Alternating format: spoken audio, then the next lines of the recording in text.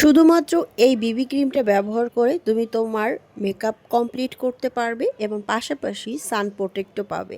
চলো দেখে নিই কীভাবে আমি মেকআপটা করেছি। আমি প্রথমে ফেসটা ভালো করে ওয়াশ করে জাস্ট একটা ময়শ্চারাইজার ব্যবহার করেছি। আর এখন আমি ব্যবহার করব মিশার এই পারফেক্ট বিবি ক্রিমটি।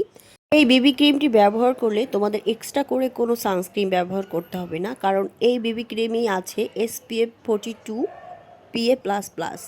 তার মানে হচ্ছে এই একটা প্রোডাক্টই আমরা মেকআপ করতে পারবো এবং পাশাপাশি আমাদের সূর্যের ক্ষতিকর রশ্মি থেকে আমাদের স্কিনটাকে সেভ করতে পারবো।